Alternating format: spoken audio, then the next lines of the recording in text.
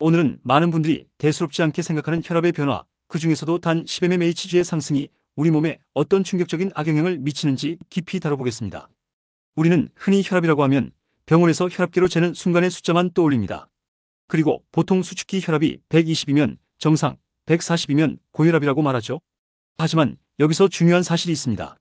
혈압은 단순히 정상과 고혈압을 나누는 경계선이 아니라 아주 작은 변화조차도 우리 건강을 바꾸는 중요한 신호라는 것입니다. 예를 들어 어떤 사람의 혈압이 120에서 130으로 올랐다고 해봅시다. 사람들은 이렇게 말합니다. 에이, 10mmHg밖에 안 올랐는데 뭐 어때? 그냥 컨디션이 안 좋아서 그렇겠지. 그러나 의학 연구에 따르면 바로 이 10mmHg의 상승이 뇌졸중, 심근경색, 치매, 심부전 같은 치명적인 질환의 위험을 확실히 끌어올린다는 결과가 있습니다. 자, 그렇다면 왜 이런 변화가 우리 몸에 큰 문제를 일으키는 걸까요? 먼저 혈압의 기본 개념부터 다시 짚어보겠습니다. 혈압은 말 그대로 혈액이 혈관벽을 밀어내는 압력입니다. 우리 심장은 하루에 약 10만 번을 뛰고 그때마다 강력한 압력으로 피를 전신에 보냅니다.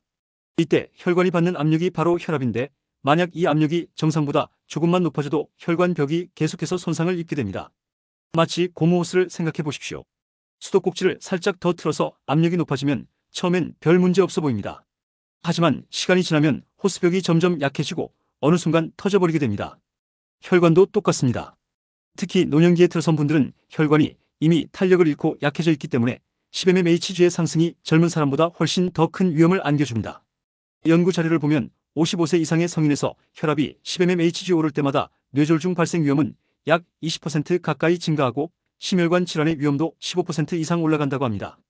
이 수치는 결코 가볍게 볼 수 있는 변화가 아닙니다. 여기서 잠깐 실제 사례를 하나 말씀드리겠습니다. 70대 중반의 한 남성분은 평생 크게 아픈 적도 없고 술, 담배도 즐기지 않으셨습니다. 혈압도 늘 125 정도로 안정적이었죠. 그런데 어느 날 건강검진에서 혈압이 136으로 나왔습니다. 의사는 크게 걱정하지 말고 생활습관만 조금 관리하라고 조언했습니다. 하지만 이분은 10 정도 오른 게 대수겠어? 하며 대수롭지 않게 넘겼습니다. 그러나 2년 뒤 이분은 갑작스러운 어지럼증과 구토를 호소하며 쓰러졌고 뇌졸중 진단을 받았습니다. 병원에서 MRI를 찍어보니 작은 혈관이 터져 있었던 겁니다. 의사는 이렇게 말했습니다. 10mmHg 차이를 가볍게 여기지 마십시오. 그것이 쌓이고 쌓여 결국 뇌혈관을 무너뜨린 겁니다. 이 이야기는 단순한 경고가 아닙니다. 오늘 제가 말씀드리고자 하는 주제의 핵심이 바로 여기에 있습니다. 혈압 10mmHg 상승은 눈에 보이지 않게 조용히 진행되지만 어느 순간 치명적인 사건으로 터져나옵니다. 이제 구체적으로 그 영향들을 하나씩 살펴보겠습니다. 첫째, 뇌혈관 질환입니다. 혈압이 오르면 뇌혈관에 가해지는 압력이 강해집니다. 그 결과 작은 혈관이 조금씩 손상되고 벽이 약해져 결국 터지거나 막히게 됩니다. 우리가 흔히 말하는 뇌졸중, 즉 뇌출혈과 뇌경색이 여기서 비롯됩니다. 뇌졸중은 단순한 병이 아닙니다. 살아도 반신마비, 언어장애, 치매로 이어지는 경우가 많습니다. 혈압이 10mmHg만 올라도 뇌졸중 확률이 20% 가까이 증가한다는 연구 결과가 바로 이런 이유 때문입니다. 둘째, 심장질환입니다. 혈압이 조금만 높아져도 심장은 더 큰 힘으로 혈액을 밀어내야 합니다. 결국 심장 근육이 두꺼워지고 심부전이나 협심증, 심근경색으로 이어질 수 있습니다. 자동차 엔진을 생각해 보십시오. 평소보다 강한 압력으로 계속 돌리면 엔진이 빨리 닳아버립니다. 심장도 마찬가지입니다. 혈압이 단 10mmHg만 올라도 심장이 지치는 속도는 눈에 띄게 빨라집니다. 셋째, 신장질환입니다. 신장은 우리 몸에 혈액을 거르는 정수기 역할을 합니다. 그런데 혈압이 높으면 그 필터 역할을 하는 모세혈관이 망가지기 시작합니다. 혈압이 조금만 올라도 소변으로 단백질이 새어나오는 단백뇨가 나타날 수 있습니다. 이것이 만성심부전으로 가는 첫걸음입니다. 한번 망가진 신장은 회복이 거의 불가능하기 때문에 혈압 관리가 그만큼 중요합니다. 넷째, 치매 위험입니다. 많은 분들이 치매는 단순히 나이 들어서 생기는 병이라고 생각합니다. 하지만 사실 혈압과 깊은 관련이 있습니다. 혈압이 오르면 뇌 속의 미세혈관들이 손상되고 뇌세포가 충분히 영양과 산소를 공급받지 못하게 됩니다. 이것이 반복되면서 결국 기억력 저하, 인지 기능 저하가 시작됩니다.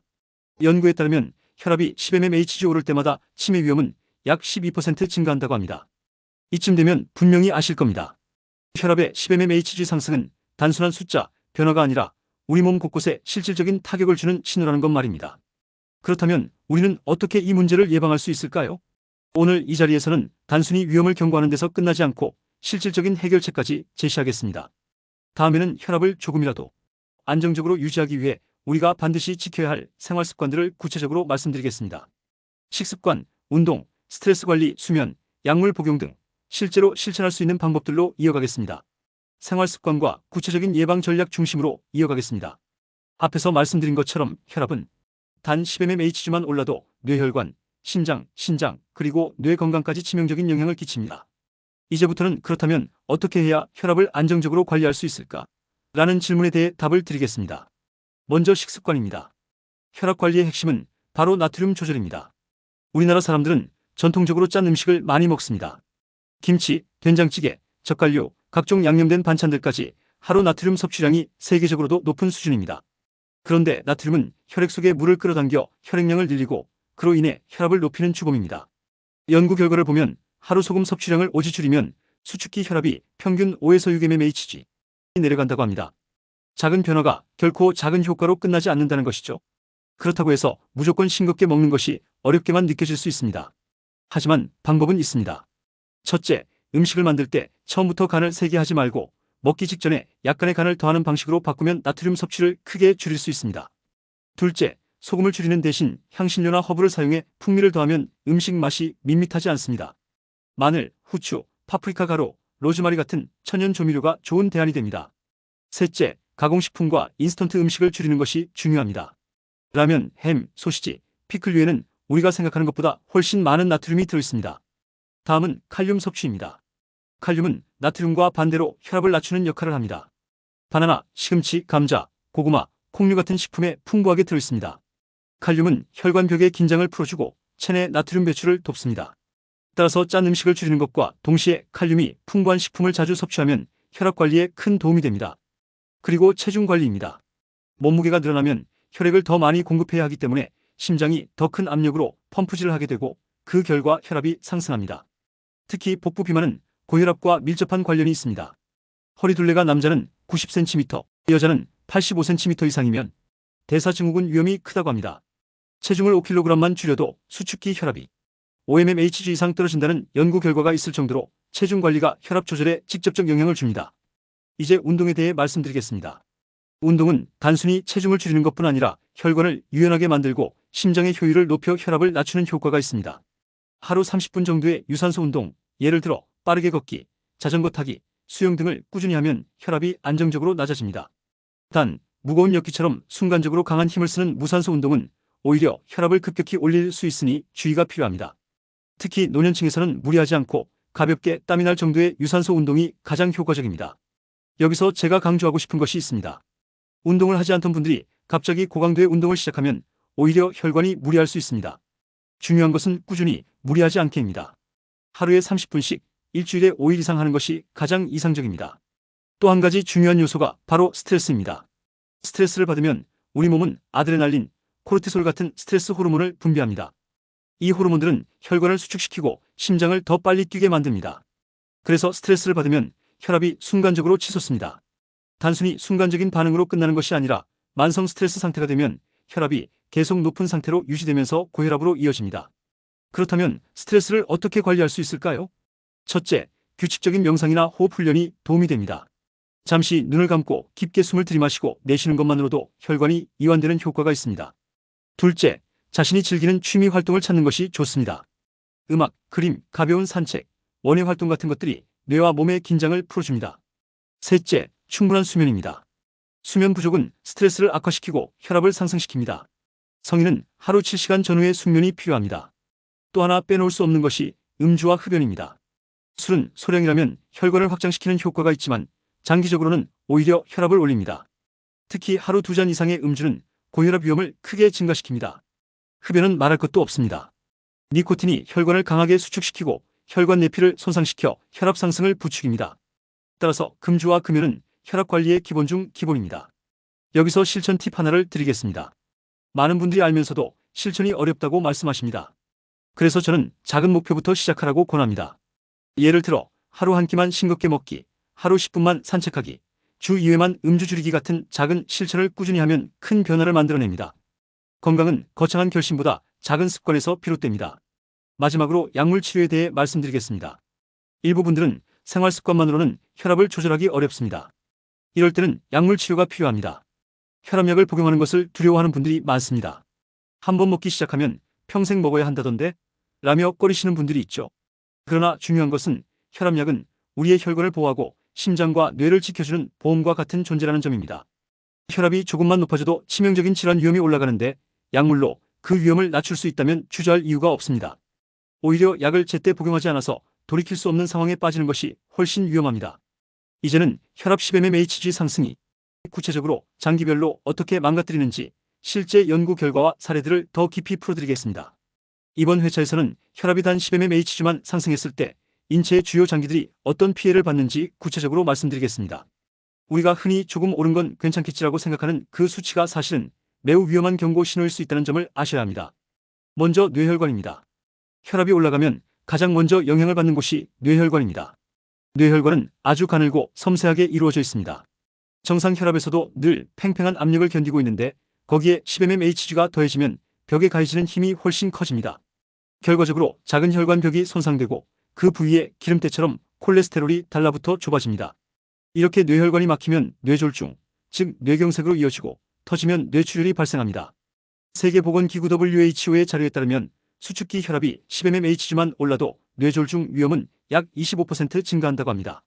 다시 말해 조금의 상승이지만 실제로는 뇌혈관 질환 발병 확률을 크게 끌어올리는 것이죠. 뇌졸중은 회복이 쉽지 않고 많은 환자가 반신마비나 언어장애 같은 심각한 후유증을 겪습니다. 그래서 의사들이 조금 높아도 관리해야 한다고 반복해서 강조하는 것입니다. 다음은 심장입니다. 혈압이 올라간다는 것은 심장이 더 큰 힘으로 피를 내보내야 한다는 뜻입니다. 심장은 근육으로 이루어져 있기 때문에 처음에는 더 두꺼워지며 적응합니다. 하지만 시간이 지나면 두꺼워진 심근이 딱딱해지고 혈액을 내보내는 능력이 떨어지게 됩니다. 이 상태를 좌심실비대라고 부릅니다. 좌심실비대는 결국 심부전으로 이어집니다. 또한 혈압이 높아지면 관상동맥에도 큰 부담이 갑니다. 관상동맥은 심장 근육에 산소와 영양분을 공급하는 혈관인데 이곳이 좁아지거나 막히면 협심증이나 심근경색이 발생합니다. 실제로 수축기 혈압이 10mmHg 상승할 때마다 관상동맥 질환 위험은 20% 이상 증가한다는 연구 결과가 있습니다. 심근경색은 응급실에 도착하기 전에 사망하는 경우가 많을 정도로 치명적인 질환입니다. 이제 신장으로 가보겠습니다. 신장은 혈압과 아주 밀접한 관계가 있습니다. 혈압이 높아지면 신장의 작은 혈관들이 손상되면서 사구체 기능이 떨어집니다. 사구체는 체내 노폐물을 걸러주는 필터 역할을 하는데 여기에 압력이 지속적으로 가해지면 점점 망가지게 됩니다. 결국 신장 기능이 떨어지고 단백뇨가 나타나며 심하면 투석 치료까지 가야 합니다. 실제로 고혈압은 만성 신부전의 두 번째 원인으로 꼽힙니다. 혈압을 잘 관리하는 것만으로도 신장 질환을 상당 부분 예방할 수 있습니다. 또한 눈도 예외가 아닙니다. 혈압이 높아지면 망막 혈관이 손상됩니다. 망막은 눈으로 들어온 빛을 받아들이고 뇌로 전달하는 중요한 조직입니다. 혈압이 오르면 망막 혈관이 좁아지거나 출혈이 생겨 시야가 흐려지고 심하면 실명으로 이어질 수 있습니다. 이를 고혈압성 망막병증이라고 부릅니다. 고혈압 환자에서 시력이 떨어지는 경우 실제로 망막 검사를 해보면 혈관이 심하게 손상되어 있는 사례가 많습니다. 여기에 더해 혈관 전반에 걸친 손상이 나타납니다. 혈압이 높으면 혈관벽이 계속해서 압력을 받으면서 작은 상처가 생깁니다. 그 부위에 혈소판이 달라붙고 염증이 반복되면서 동맥경화가 진행됩니다. 이로 인해 대동맥 박리, 말초혈관 질환 같은 무서운 질환들이 생길 수 있습니다. 제가 실제로 만난 사례를 하나 말씀드리겠습니다. 60대 초반의 한 남성 환자분은 평소 혈압이 145 정도였는데 별로 높지 않다며 방치했습니다. 그러나 어느 날 갑자기 극심한 가슴 통증을 느껴 응급실로 왔고 대동맥 박리라는 진단을 받았습니다. 대동맥은 인체에서 가장 큰 혈관인데 그 벽이 찢어져 피가 새는 병입니다. 수술이 필요한 응급질환이고 사망률도 매우 높습니다. 이분의 경우도 결국 큰 수술을 받아야 했습니다. 단 10mmHg 차이가 이렇게 생과 사를 가를 수 있는 것입니다. 이쯤에서 다시 한번 강조드립니다. 혈압은 절대 가볍게 여겨서는 안 됩니다. 조금 높은데 괜찮겠지 하는 순간 뇌졸중, 심근경색, 심부전, 실명 같은 심각한 결과로 이어질 수 있습니다. 그러면 이제 많은 분들이 궁금해하십니다. 내 혈압은 도대체 얼마가 적정한가? 일반적으로 정상 혈압은 120/80 이하입니다. 130/85를 넘으면 고혈압 전 단계, 140/90 이상이면 고혈압으로 진단합니다. 하지만 나이에 따라 조금 달라질 수 있고 당뇨병이나 신장질환이 있는 경우에는 더 엄격하게 관리해야 합니다. 최근에는 130 이상만 돼도 적극적인 관리가 필요하다는 가이드라인이 나오고 있습니다. 또 다른 질문, 혈압이 오르면 반드시 증상이 있나요? 의외로 대부분의 고혈압 환자들은 아무런 증상을 느끼지 못합니다. 그래서 고혈압을 침묵의 살인자라고 부릅니다. 두통, 어지럼증, 가슴 두근거림 같은 증상이 있을 수는 있지만 이는 이미 혈관에 큰 부담이 가해지고 있다는 신호일 때가 많습니다. 결국 정기적으로 혈압을 측정하고 기록하는 습관이 가장 중요합니다. 마지막으로 혈압 관리에서 반드시 기억해야 할 점은 지속성입니다. 하루 이틀 관리한다고 해서 갑자기 좋아지는 것이 아닙니다. 매일매일 생활 습관을 관리하고 필요하다면 약을 꾸준히 복용하는 것이 필수입니다. 어떤 분들은 혈압약을 먹다가 혈압이 조금 내려가면 바로 끊어버리는데 이는 매우 위험합니다. 약을 중단하면 다시 혈압이 치솟고 오히려 더 큰 변화를 만들어 위험한 상황을 초래할 수 있습니다. 이번에는 혈압 10mmHg 상승이 노년층에게 특히 왜 치명적인지 그리고 노년 건강관리 포인트를 심층적으로 다루겠습니다. 이번에는 혈압이 단 10mmHg만 올라도 노년층에게 왜 치명적인지 그리고 실제로 어떻게 관리해야 하는지를 깊이 있게 말씀드리겠습니다. 먼저 나이가 들수록 혈관은 점점 탄력을 잃습니다. 젊을 때는 혈관이 고무줄처럼 팽팽하고 잘 늘어나지만 나이가 들면 딱딱해지고 좁아지게 됩니다. 이런 상태에서 혈압이 10mmHg만 올라가도 젊은 사람보다 훨씬 큰 부담이 가해집니다. 즉 같은 수치 상승이라도 노인의 혈관은 손상 위험이 훨씬 크다는 것이죠. 실제로 70대 이상에서는 혈압이 조금만 높아도 뇌졸중 발생률이 급격히 올라갑니다. 한국의 보건통계에 따르면 70세 이상 고혈압 환자 중 절반 이상이 뇌졸중을 경험합니다.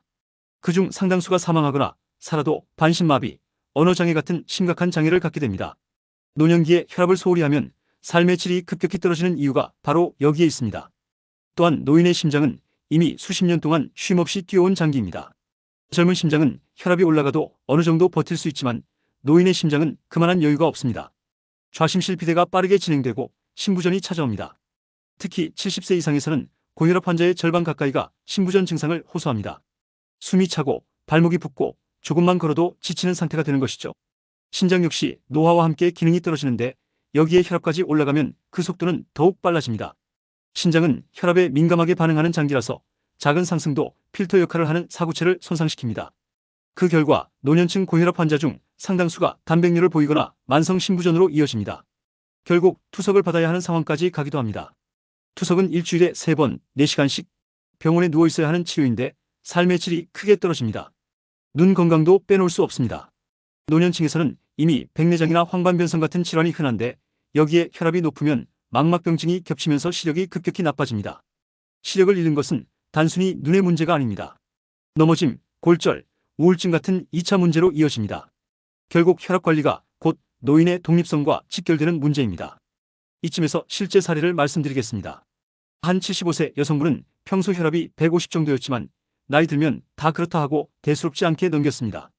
그러던 어느 날 아침 갑자기 말을 못하고 한쪽 팔과 다리에 힘이 빠져 병원에 왔습니다. 뇌경색이었습니다. 그분은 다행히 빠른 치료를 받아서 목숨은 건졌지만 지금도 오른손을 제대로 쓰지 못합니다. 단 10mmHg 차이를 무시한 결과가 평생 불편함으로 이어진 것입니다. 노년층에서 혈압 상승이 더 위험한 또 다른 이유는 약물 부작용 때문입니다. 고혈압 치료제는 효과적이지만 나이가 많으면 간과 신장 기능이 떨어져 약물 대사가 느려집니다. 따라서 부작용이 더 잘 나타나고 어지럼증, 탈수, 전해질 불균형 같은 문제가 생길 수 있습니다. 이 때문에 노인의 혈압 치료는 반드시 전문의와 상의하면서 맞춤형으로 조절해야 합니다. 그러면 노년층은 어떻게 혈압을 관리해야 할까? 첫째, 꾸준한 혈압 측정입니다. 노인분들 중에는 병원에서만 재면 된다고 생각하시는데 집에서 아침, 저녁으로 혈압을 체크하는 것이 중요합니다. 실제로 병원에서는 정상인데 집에서는 높게 나오는가 하면 고혈압이나 반대로 병원에서만 높게 나오는 백의 고혈압이 있기 때문입니다. 가정 혈압 기록이 가장 정확한 자료가 됩니다. 둘째, 소금 섭취 줄이기입니다. 한국인의 평균 나트륨 섭취량은 세계적으로도 높은 수준입니다. 국, 찌개, 젓갈, 김치 등이 대표적입니다. 나이가 들면 신장 기능이 떨어져 나트륨을 잘 배출하지 못하므로 같은 양을 먹어도 혈압이 더 잘 오릅니다. 하루 소금 섭취는 5g 이하, 국물은 되도록 남기고 간은 싱겁게 하는 것이 좋습니다. 셋째, 규칙적인 운동입니다. 걷기, 가벼운 근력 운동은 혈압을 낮추고 혈관 건강을 지켜줍니다. 단, 무거운 것을 갑자기 드는 무산소 운동은 오히려 혈압을 순간적으로 높여 위험할 수 있으므로 조심해야 합니다. 하루 30분 정도의 빠른 걷기를 권장합니다. 넷째, 체중 관리입니다. 복부 비만은 고혈압의 가장 큰 원인 중 하나입니다. 허리 둘레가 남자는 90cm, 여자는 85cm 이상이면 고혈압 위험이 급격히 증가합니다. 체중을 줄이면 혈압이 내려가는 효과가 확실히 있습니다. 다섯째, 금주와 절주입니다. 술은 혈압을 일시적으로 올리고 장기적으로도 혈관 손상을 가속화합니다. 노년층에서는 술 한두 잔도 큰 영향을 미칠 수 있습니다. 특히 고혈압약을 복용 중이라면 반드시 절주 또는 금주가 필요합니다. 여섯째, 스트레스 관리입니다. 노년층에서는 외로움, 우울감, 불안이 스트레스로 이어지고 이것이 교감신경을 자극해 혈압을 올립니다. 명상, 음악 감상, 취미 활동 같은 방법으로 스트레스를 줄이는 것이 필요합니다. 마지막으로 약물은 반드시 의사의 지시에 따라 꾸준히 복용해야 합니다. 노인분들 중에는 오늘 혈압이 괜찮으니 약을 안 먹겠다라고 생각하시는 분이 많습니다. 그러나 혈압은 하루에도 수시로 변동하기 때문에 약을 걸으면 큰 위험을 초래합니다. 꾸준히 복용하면서 이상 증상이 있을 때만 의사와 상담해 조절하는 것이 정답입니다. 다음에는 생활습관 관리뿐 아니라 최신 의학 연구에서 밝혀진 혈압 상승과 치매 인지 기능 저하의 연관성까지 다뤄드리겠습니다. 이번에는 혈압 상승과 뇌 건강, 특히 치매와 인지 기능 저하 사이의 관계에 대해 말씀드리겠습니다. 먼저 치매는 단순히 나이가 들어서 생기는 병이 아닙니다. 물론 노화가 가장 큰 위험 요인이지만 생활습관과 만성질환 관리에 따라 발병 시기와 진행 속도가 달라집니다. 그 중에서도 고혈압은 치매를 앞당기는 주요 요인으로 꼽힙니다. 혈압이 10mmHg 올라가면 뇌혈관이 지속적으로 압박을 받습니다. 작은 모세혈관부터 큰 혈관까지 모두 영향을 받는데 그 결과 미세한 혈관 손상이 반복적으로 생깁니다. 뇌는 산소와 포도당 공급이 원활해야 정상적으로 기능하는데 혈류 공급이 줄어들면 신경세포가 손상되고 결국 죽게 됩니다. 이것이 혈관성 치매의 주요 기전입니다. 혈관성 치매는 알츠하이머 치매 다음으로 흔한 형태인데 그 시작점이 바로 혈압관리 실패라는 사실은 잘 알려져 있지 않습니다. 더 놀라운 점은 혈압이 약간만 높아도 뇌 위축이 빨라진다는 것입니다. 뇌 MRI 연구에 따르면 중년기의 혈압이 140 이상이면 60대 이후 뇌 용적이 현저히 줄어드는 것으로 나타났습니다. 또한 고혈압은 단순히 혈관성 치매뿐 아니라 알츠하이머 치매도 촉진합니다. 알츠하이머 치매의 원인은 아밀로이드 베타 단백질이 뇌에 쌓이는 것인데 혈압이 높으면 이 단백질을 청소하는 뇌의 글림프 시스템이 제대로 작동하지 못합니다. 결국 독성 단백질이 더 많이 쌓이고 인지 기능 저하가 빨라집니다. 노년층에게는 이 문제가 더욱 심각합니다. 왜냐하면 이미 뇌혈관이 딱딱해져 있고 뇌신경세포도 상당 부분 손실된 상태이기 때문입니다. 70세 이후의 혈압 상승은 단순히 뇌졸중 위험뿐 아니라 기억력 저하, 판단력 저하, 성격 변화까지 동반할 수 있습니다. 예를 들어 예전에는 꼼꼼하고 차분하던 분이 갑자기 성격이 급해지고 말이 어눌해지고 물건을 자꾸 잃어버린다면 그 이면에 혈압관리 실패가 숨어 있을 수 있습니다. 실제 사례를 말씀드리겠습니다. 한 72세 남성은 평생 사업을 하며 매우 활발하고 기억력도 좋았습니다. 그러나 60대 후반부터 혈압이 150 이상으로 유지되었고 그 정도는 괜찮다라며 치료를 소홀히 했습니다. 몇 년 뒤 가족들은 그가 같은 이야기를 반복하고 계산을 잘 못하며 약속을 잊어버리는 것을 발견했습니다. 검사 결과 혈관성 치매 초기 단계였습니다. 의사는 조금만 더 일찍 혈압을 관리했더라면 진행을 늦출 수 있었다고 설명했습니다. 그렇다면 혈압 관리를 통해 치매를 예방할 수 있을까요? 답은 그렇다입니다. 세계보건기구 WHO와 미국 국립보건원 NIH 연구에 따르면 고혈압을 적극적으로 치료하면 치매 발병률을 20에서 30% 낮출 수 있습니다. 즉, 혈압약을 꾸준히 복용하고 생활습관을 관리하는 것이 곧 치매 예방 전략이라는 것입니다. 여기서 중요한 점은 언제부터 관리해야 하는가입니다. 치매는 발병하기 1020년 전부터 이미 뇌에서 병리적 변화가 시작됩니다. 따라서 4050대부터 혈압을 관리하는 것이 가장 이상적입니다. 그러나 이미 60세, 70세에 이르렀더라도 늦지 않았습니다. 혈압을 안정적으로 유지하면 뇌의 손상 속도를 줄일 수 있습니다. 치매 예방을 위해 할 수 있는 구체적인 방법을 정리해드리겠습니다. 첫째, 혈압을 120에서 130 사이 수준으로 유지하는 것입니다. 너무 낮아도 문제가 되지만 140 이상으로 방치하면 뇌혈관 손상이 급격히 진행됩니다. 의사와 상의해 가장 적절한 목표치를 설정하는 것이 중요합니다. 둘째, 뇌를 자극하는 생활습관을 유지하는 것입니다. 독서, 글쓰기, 새로운 기술 배우기, 악기 연주 등이 뇌의 인지 기능을 보호합니다. 그러나 혈압이 높으면 이런 활동 효과도 반감됩니다. 따라서 먼저 혈압을 관리해야 뇌 자극 활동이 빛을 발합니다. 셋째, 규칙적인 운동입니다. 걷기, 수영, 자전거 타기 같은 유산소 운동은 혈압을 낮출 뿐 아니라 뇌로 가는 혈류를 증가시킵니다. 연구에 따르면 규칙적으로 걷는 노인은 그렇지 않은 노인보다 치매 발병률이 40% 낮습니다. 넷째, 수면 관리입니다. 수면 부족은 교감신경을 흥분시켜 혈압을 올리고 동시에 뇌의 노폐물 제거 기능을 방해합니다. 하루 7시간 정도의 숙면이 치매 예방에 큰 도움이 됩니다. 다섯째, 사회적 교류입니다. 사람과 대화하고 모임에 참여하는 것은 단순히 즐거움 이상의 의미가 있습니다. 뇌를 다양한 방식으로 자극하고 스트레스를 줄여 혈압 상승을 막습니다. 고립된 생활은 혈압과 뇌 건강 모두에 치명적입니다. 마지막으로 조기 경고 신호를 놓치지 않는 것이 중요합니다. 노년층에서 단순 건망증과 치매 초기 증상을 구분하는 것이 쉽지 않지만 다음과 같은 경우는 주의가 필요합니다. 같은 질문을 반복한다. 익숙한 길에서 길을 잃는다. 계산 능력이 갑자기 떨어진다.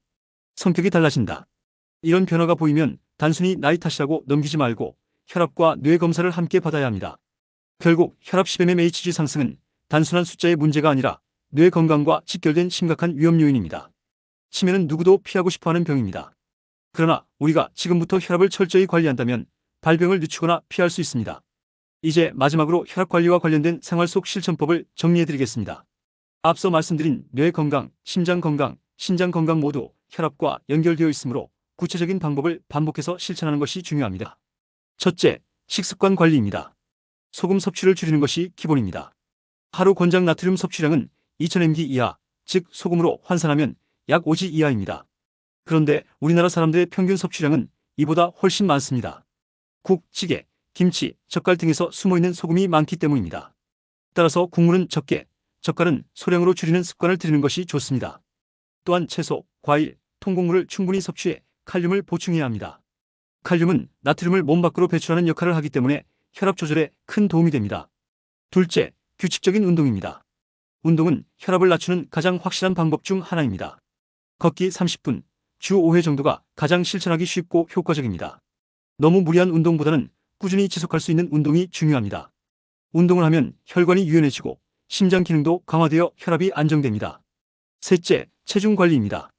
체중이 1kg 줄어들면 혈압이 평균 1mmHg 내려간다고 알려져 있습니다. 복부 비만은 특히 혈압 상승과 밀접하게 연결되어 있습니다. 허리둘레가 남성은 90cm, 여성은 85cm를 넘지 않도록 관리하는 것이 좋습니다. 넷째, 음주와 흡연 조절입니다. 술은 혈압을 급격히 올리고 담배는 혈관을 수축시켜 혈압을 높입니다. 특히 음주와 흡연이 동시에 이루어지면 혈압 상승 효과가 배가 됩니다. 완전히 끊는 것이 가장 좋지만 최소한 절주와 금연을 목표로 해야 합니다. 다섯째, 스트레스 관리입니다. 스트레스는 교감신경을 자극해 순간적으로 혈압을 올립니다. 짧게는 몇 분, 길게는 몇 시간 동안 높은 혈압이 지속되는데 이런 상황이 반복되면 혈관 손상이 쌓입니다. 명상, 요가, 심호흡 같은 방법이 도움이 되고 가장 좋은 것은 취미 활동을 통해 즐거움을 찾는 것입니다. 여섯째, 수면 관리입니다. 밤에 충분히 자지 못하면 혈압이 내려가지 않고 오히려 아침 혈압이 더 높아집니다. 하루 7시간 전후에 숙면을 취하는 것이 중요합니다. 특히 코골이와 수면무호흡증이 있는 분들은 반드시 검사를 받아야 합니다. 수면무호흡증은 고혈압과 직결되는 질환입니다. 일곱째, 정기적인 혈압 측정입니다. 혈압은 집에서 아침, 저녁으로 재는 것이 가장 정확합니다. 병원에서 재는 혈압은 긴장 때문에 높게 나올 수도 있고 반대로 집에서는 낮게 나올 수도 있습니다. 따라서 양쪽 기록을 모두 참고해야 합니다. 일기를 쓰듯 혈압 기록을 남기면 변화 추이를 알 수 있고 의사와 상담할 때 큰 도움이 됩니다. 마지막으로 약물 치료를 두려워하지 마시기 바랍니다. 많은 분들이 혈압약을 먹으면 평생 끊을 수 없다고 걱정하시지만 사실은 혈압을 안정적으로 유지해주는 안전장치입니다. 부작용보다 얻는 이익이 훨씬 크기 때문에 의사가 처방한 약은 꾸준히 복용하는 것이 최선입니다. 이제 맺은 말을 드리겠습니다. 여러분, 혈압이 10mmHg만 올라가도 우리 몸은 조용히 그러나 확실하게 손상되기 시작합니다. 뇌는 기억을 잃고 심장은 약해지고 신장은 제 기능을 하지 못합니다. 하지만 반대로 10mmHg만 내려도 건강은 눈에 띄게 회복됩니다. 결국 우리의 선택과 실천이 인생의 질을 바꾸는 것입니다. 오늘 말씀드린 내용을 꼭 기억해 주시기 바랍니다. 소금을 줄이고 채소와 과일을 늘리기, 꾸준한 걷기 운동, 체중과 스트레스 관리, 충분한 수면, 정기적인 혈압 측정. 이 5가지만 꾸준히 지켜도 혈압은 안정되고 뇌와 심장, 신장은 여러분을 오랫동안 건강하게 지켜줄 것입니다. 끝으로 여러분께 부탁드립니다. 저 지혜나무는 앞으로도 시니어 건강과 노년 생활에 꼭 필요한 정보를 계속 전해드릴 것입니다. 여러분의 구독과 좋아요, 알림 설정은 저에게 큰 힘이 됩니다. 단순히 채널을 성장시키는 것뿐 아니라 더 많은 분들이 건강 정보를 접하고 질병을 예방하며 행복한 노년을 살아가실 수 있도록 하는 작은 실천이 됩니다. 건강은 지식에서 시작된다라는 말이 있습니다. 오늘 영상이 여러분의 지식이 되고 실천이 되어 더 건강하고 활기찬 삶을 살아가시는 데 도움이 되기를 진심으로 바랍니다. 함께 해주셔서 감사합니다. 지혜나무였습니다.